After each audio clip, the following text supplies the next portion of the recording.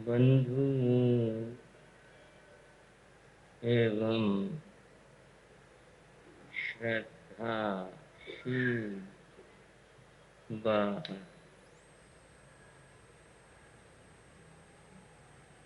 आपके सामने प्रथम तीर्थंकर भगवान ऋषभदेव के पूर्व भावों की चर्चा चल रही। पूर्व भावों की इस चर्चा से हमें ज्ञान मिलता है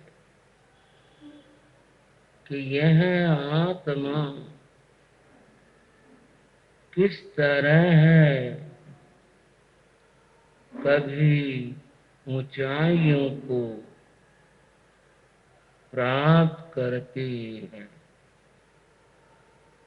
कभी यह नीचे की ओर आ जाती। इस ऊंचाई को पाना और नीचे की ओर आना, यह क्यों होता? अभी आप हमारे श्री ऋषभ मुनि जी से भावनाओं की बात सुन रहे। ये जो भावनाएं हैं, ये भावनाएं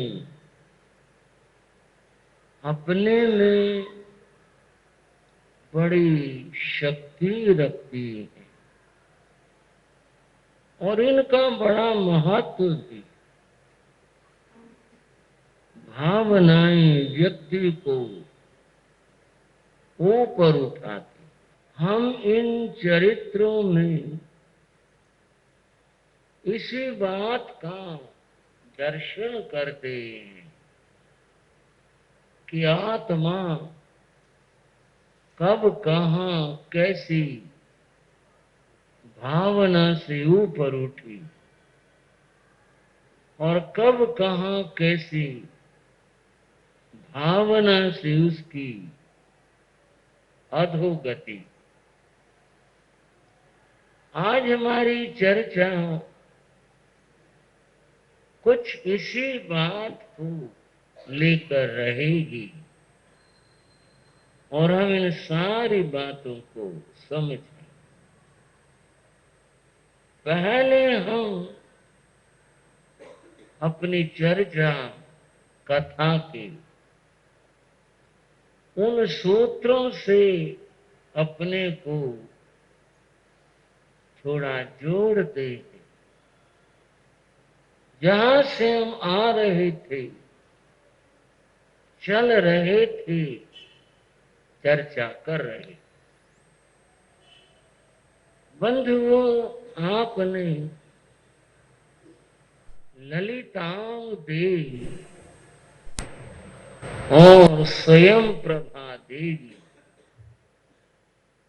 इनके प्रसंग को सुन, ये भी सुना कि कैसे इनका फिर बिछुड़ना हुआ, पुनः मिलना हुआ। ये संसार की बात करते हुए एक बात कही गई, यथा काष्ठम च समेयाता महोदधौ समेत्य च व्यपेयाता तद्वत भूत समागम। बड़ा अद्भुत और सुंदर उदाहरण दी। आपने देखा होगा कभी काम पड़ा हो, प्रसंग पड़ा हो, नदी बहती है यानी पानी बहता, पानी में बहुत सारे तृण, तिनके, लकड़ी के टुकड़े, पत्ते, ये भी साथ साथ बहते रहते। यथा काष्ठम च काष्ठम च, और ये टुकड़े बहते बहते लहरों से प्रेरित हो करके कभी कभी इकट्ठे हो जाते। भाई देखा हो, ये इधर से उधर से लहरों से प्रेरित होकर इकट्ठे हो जाते। इकट्ठे हो गए, एक समूह सा, कुछ गुच्छा सा, कुछ ऐसा सा, कुछ बन गया ऐसा, इकट्ठे हो गए। प्रश्न यहां है कि ये सारे इकट्ठे हो गए, मिल गए, पर कितने समय को?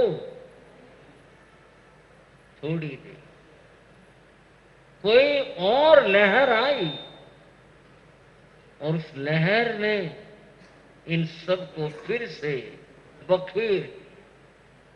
फिर समझोगे इस बात को, यथा काष्ठम च समय आता महोदधौ, पानी की इस राशि में ये लकड़ी के टुकड़े बहते बहते मिल जाते हैं, इकट्ठे हो जाते हैं, और फिर इकट्ठे हो करके एक लहर आती है, ये सारे बिछुड़ भी जाते हैं।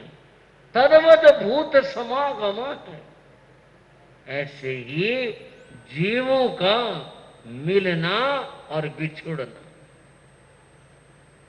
बंधु समझ आई? कहां से कैसे कौन आया है, केवल ज्ञानी तो जानते हैं, हम तो नहीं।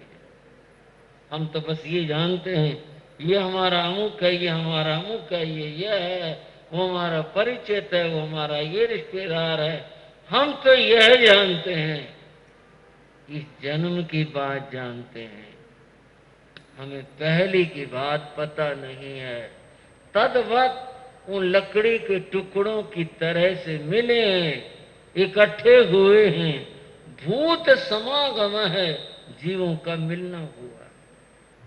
लेकिन समय आता है, समय की लहर आती है, कोई कहीं चला जाता, कोई किधर हो जाता है, ऐसे सारे बिछुड़ जाते।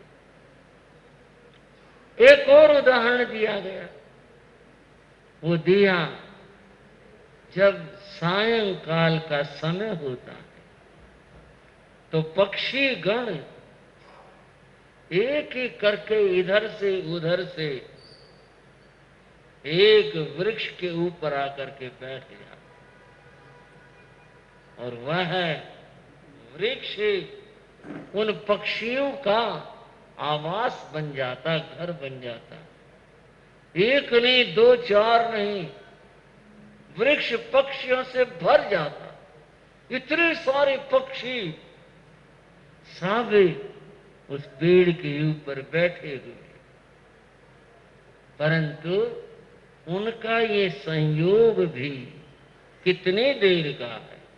रात बीती, सुबह हुई, सूरज निकला और सारे के सारे पक्षी उड़ जाते हैं। कोई किसी दिशा को गया, कोई किसी दिशा को। एवं भूत समागम है। ऐसे ही संसार के जीवों का यह मिलन है, और संयोग जितने भी हैं, संयोगास्ते वियोगांता, संसार में जितने संयोग हैं एक दिन वियोग में बदल जाते हैं। ऐसा शाश्वत संयोग एक भी नहीं जो बना हो और जो बिछड़े। मूल कथा की बात करते। बंधु इतना ही इसमें समझने का था। और यूं तो जी मिलते हैं, बिछड़ते हैं, संबंध बनते हैं, इस तरह चलता रहता है। बात ऋषभ देव भगवान के हम कर रहे हैं, पूर्व भाव के कर रहे हैं। ललितांग देव यह आत्मा ही आगे जा करके भगवान ऋषभ देव के रूप में हमारे सामने आएगी। अभी तो पूर्व भावों की बात है, संसार के भाव थे, मिले, बिछुड़ गए, अब यहां से भी बिछुड़ गए, और आगे क्या हुआ? आगे जा करके ये एक भाव में युगलिया बन गए, वही ललितांग देव, स्वयं प्रभा देवी। और फिर यहां भी कब तक रहते? यहां से भी बिछुड़े, फिर मनुष्य भाव मिल गया, कालांतर में मिल गया, देवलोक मिला, देवलोक के बाद मनुष्य बन गए। ये सब क्रम चलता रहा। अब हम चलते हुए पहुंचते हैं एक ऐसे मुकाम के ऊपर, एक ऐसी जगह के ऊपर जहां पर ये अच्छे भाव उस आत्मा को कैसे ऊपर उठा देंगे। बंधुओं, क्षिति प्रतिष्ठित नाम का नगर, उस नगर के अंदर एक वैद्य रहता। वैद्य का नाम आते कुछ भाइयों को तो, बहनों को तो कथा भी याद आ गई होगी, परंतु मैं इस कथा का थोड़ा विश्लेषण चाहता हूं। क्या अद्भुत बात है इन विचारों के और इन भावों के। वैद्य था, उसका नाम जीवानंद। कथा में तो सारा परिचय, किसका बेटा था, कहां था, वैद्य पढ़ी थी, ये सब सहज बातें हैं। बात यहां से है कि जीवानंद नाम का एक वैद्य था, और ये जीवानंद ललितांग देव का जीव वैद्य करता था। अब ये कोई भी कार्य हो, चाहे वैद्य का हो, चाहे और कोई संसार का कार्य हो, कार्य अपने आप में हिंसा वाला काम तो छोड़ दीजिए, सहज बात कर रहा हूं। अच्छा और बुरा नहीं होता, अच्छे और बुरे व्यक्ति के भाव होते। कोई अच्छे भावों से कार्य करता है, उसके मन में इतना ही है कि भी ठीक है, मैं अपना गुजारा कर रहा हूं, लेकिन इस कार्य के माध्यम से दूसरों की मैं कुछ सेवा करूं, कुछ काम करूं, ये भाव है। वैद्य की बात आई तो थोड़ी सी बात आपको बता दूं, और थोड़ा सा आप चौंकेंगे भी, और संभव है मन के किसी कोने में आश्चर्य का भाव भी ले आओ। श्रावकाचार्य की कथा है जो मैं बता रहा हूं, ये नहीं, इससे अलग के बात बता रहा हूं। अवैध तो कोई भी हो सकता है, एक श्रावक है वो भी वैद्य हो सकता है। और हम मान लेते हैं एक श्रावक है और वह वैद्य अपना काम करता है, वैद्य का काम करता है। श्रावक होने के नाते वो सामायिक भी करेगा। भाइयों बहनों, सहज बात है, स्वाभाविक बात है। जो श्रावक धर्म का पालन कर रहा है वह है सामायिक भी करेगा, पोषित भी करेगा। उस वैद्य ने, श्रावक वैद्य ने सामायिक कर दिया, सामायिक करके बैठ गया। अब सामायिक में जो भी जाप पाठ सामायिक में जो कुछ करता है वह करने लग रहा है। इसी बीच एक व्यक्ति आया और उसने आकर के अपनी बात कही, प्रार्थना की, वैद्य जी मेरा अमुक कोई भाई बेटा कोई व्यक्ति वह है बीमार और बहुत ज्यादा बीमार, अगर उसको संभाला न गया कुछ भी हो सकता, उसकी मृत्यु हो सकती। मेरी प्रार्थना है कि आप चलो और उसको, बीमार को आप संभालो।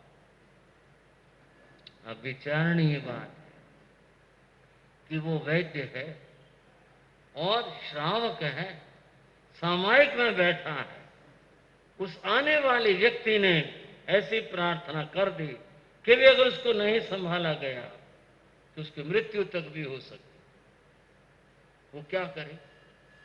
अब मैं इसके ऊपर विचार बताता, क्या करे? कोई व्यक्ति तो ये भी सोच सकता है, क्या करे, करेगा क्या? ठीक है, इसके अंदर तो कोई मरना जीना वैद्य के हाथ में, वैद्य क्या कर लेगा? वैद्य नहीं मरेगा, और कोई वैद्य का अपना आदमी हो, किसको बचा लेगा? चुपचाप बैठा रहे, सामायिक करे वो। अब जो जीना मरना जिसकी उम्र है उसकी, उतना ही तो वो जिएगा, क्या कर लेगा ये? चुपचाप बैठा रहे। एक तो ये भी विचार है। एक विचार यह है कि नहीं, उसको यहां दया भाव का प्रयोग करना चाहिए।